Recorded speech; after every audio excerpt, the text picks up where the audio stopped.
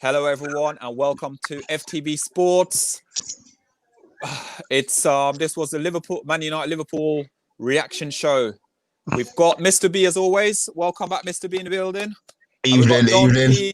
We got Don P today, who was watching the live watch along, and he did come up with a few predictions. So we're gonna start off first by starting with the United fan, Mr. B. Come on, talk to me about the game now, because I went into this game, I felt a bit confident when I saw both team. I thought to myself, this could be somewhere where we could pick Liverpool. When I saw the lineup and I thought he wasn't going to use that two holding midfield players and we're going to take the shackle off, I was like, okay, let's go take the game to them. What was your thought on it, though? It's the same thing I've been saying. You play one holding and Paul Pogba. I don't care who the other holding. We've got Matic, McTominay or Fred. Let them three fight out for the one position. Pogba's got his now. Yeah. So yeah, I'm absolutely delighted. Cavani, the central up top, the focal point up top. I was a bit worried about Maguire and Lindelof. I mean, we conceded 2 goals. Maybe if Bailly had played, we wouldn't have conceded any. But the result's the result. So it doesn't matter how we got there, whatever the process was, we got there. So absolutely delighted. Absolutely delighted. Yeah, like I said as well, with we bossed them up. Okay, that's from Romeo Linval, Lloyd Stewart. Now again, so for me, Dom, you watch a game, and this is the second time you're featuring now because you featured in our streaming last week, the Liverpool game. You actually got a few things right, didn't you? You predicted about the Bruno Fernandes substitution, and you predicted about the goal as well. Yeah, I don't know. It's one of these things that I think, was it Napoleon that said, "Give me lucky generals rather than great generals." And I just really think that you guys have struck gold there with Ollie in being that.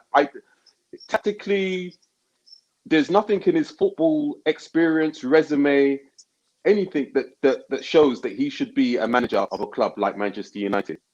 Yeah. However, if you look throughout the games, there's been so many critical moments, key decisions, key passages of plays, key penalties that have gone towards you, even VAR decisions as well. And ultimately, while Liverpool might feel that this game was kind of slightly lost against or went against the run of play, ultimately, you guys took your chances when it mattered.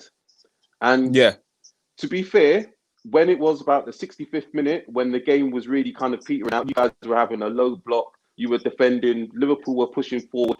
Salah had that chance for his hat trick, and he tried to chip the keeper, but he didn't get the right connection. Ollie made the right decision. He looked to his bench, and he could have done loads of things. He could have brought Martial on, but he didn't. He went for his trusted lieutenant in Fernandes. And he came on the pitch. He went for his couple of his usual Hollywood passes, like what he always does. However, there was a key moment. Again, this is the lucky thing, because that free kick for Cavani, a lot of referees wouldn't have given that free kick. It was a very marginal free kick. Anyway, you got the free kick. And to my mind, there was only one man that was going to take that free kick. There was only ever one man that was ever going to take that free kick. And he did his business. So, no, congratulations to you guys. Thank you. I can understand why you guys are happy. But did you see in the when we're doing the live streaming, I was sitting there saying, "No, Bruno, you can't give it to Bruno. It's not Bruno. This ain't Bruno. This is a Pogba, just a little dink. That's all I was saying. It was just a little dink. Why do people doubt him? It makes no sense to me. You know what? It wasn't about doubting him, but the thing with it is because he came on the pitch, and I rate Bruno Fernandes, but like we're saying about the Hollywood passes and stuff like that, in my head I was thinking, that's going Rosette. That's going Rosette. But then when Don P said, no, Bruno Fernandes is going to take it, he's going to get it, I was like, no, and he's sitting there like, Bruno Fernandes could seem like praying about it. That was more of a hatred. I think that was more of a, I can't see I've known this man a long time, and I can't see the positive. There has to be some backhanded. I'll be honest with you, Mr. B. I'll be honest with you. As I said before, out of the two teams, when I saw the fixture, I thought I wanted United to win today. And you guys might see it as a disrespect or whatever. I just feel that Liverpool, at some point, are going to get their form back. And I'd prefer for Liverpool to be out of the competition. I'd prefer for Liverpool to be out of the competition and you guys to still be in the competition, because I just felt that they will be a greater threat. A greater threat. Obviously, we've still got to play Wickham. We've still got to play Wickham tomorrow, so we don't even know. Yeah. We're going to go through to the next round, and then eventually Everton. But I just prefer for the big teams, the good teams, to be out. So I was pleased that you guys won today. I love it. The big teams, yeah. So Liverpool's a threat. Romeo, Lloyd. Well, Romeo, Linville, Lloyd, Stewart. I won't read your comment out. I promise. So again, going back to you now, Mr. B. It's the defense again. It's come under scrutiny again because I was looking at sort of Maguire and I was looking at Lindelof. To be honest with you, with Maguire, I think he made more mistakes today than Lindelof. Yeah, because he needs a rest. The man plays every minute of every single game. Take some pressure off him, man. Yeah. You know what I mean? He could have played Bailly and Lindelof today, no problem. 100%. He could have played them. But listen, look, I'm not moaning that Maguire and Lindelof played. We won the game. Yeah. But I just feel that when we play those two in the team, it shows the opposition that we are going to sit back. Yeah. I understand why we sat back. Yeah, I understand why we sat back, because you don't want to get arsed up by Salah. But at the same time, it gives the opposition. I mean, if you play with Bailly and say to Bailly, right, sit back for the first 20 minutes, you've then got the option to squeeze the team up with Bailly playing. You know what I mean? So it still doesn't make no sense to me. I said I have this opinion, and it was there, but they keep winning.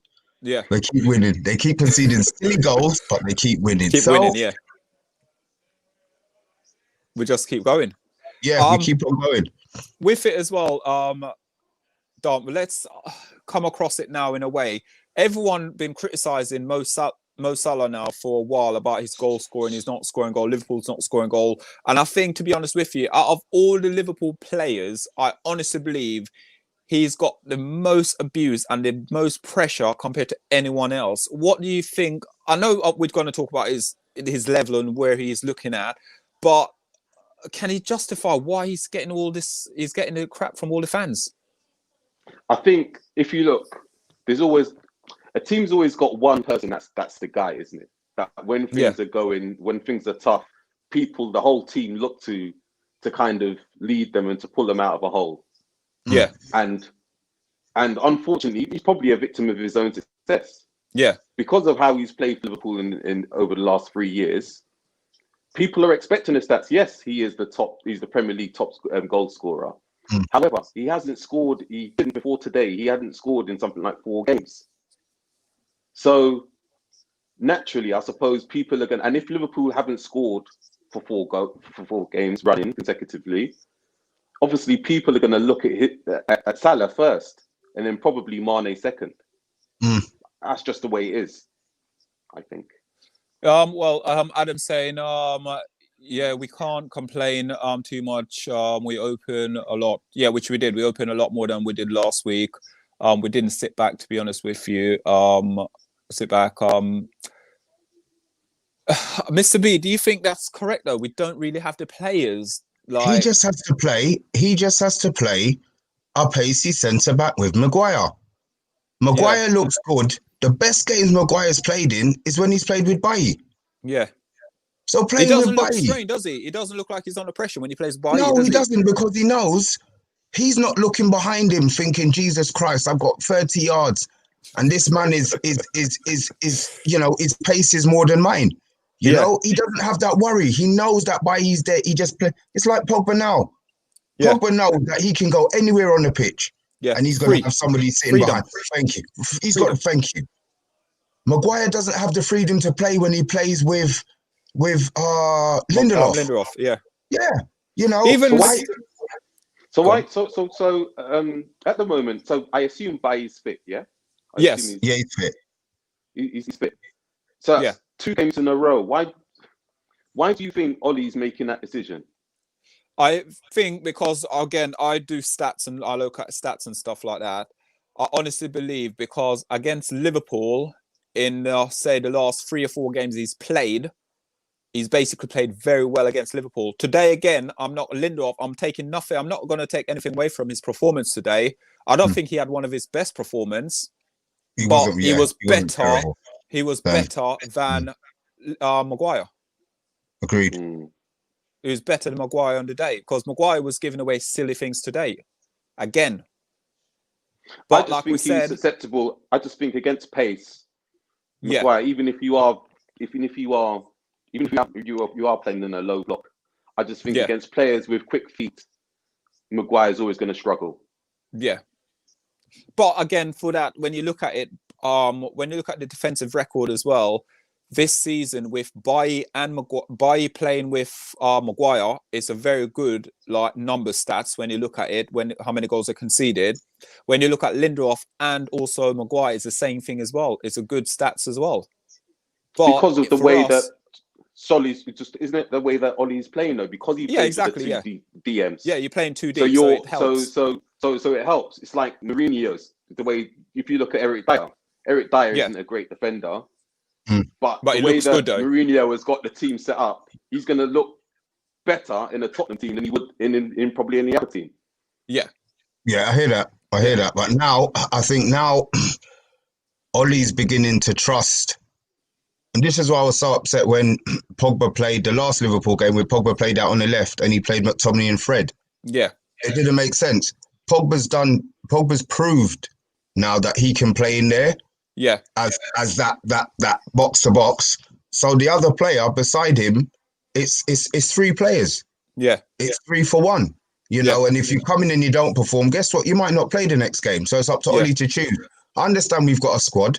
So if it's a thing where we feel that we can dominate the game, that's when he plays Bailly. Yeah. When he has a lot of respect. Yeah. No, I was going to say. So let me ask both of you something then. Do you think this game has made Ollie think, and that going forwards, you will start games with only 1 DM and? Well, we have been. We have been. The last 3 or 4, we have been. Yeah, we have been playing the games. Since Pogba's hit form, that's how he's been playing. But did you not in a previous Liverpool game though? He didn't.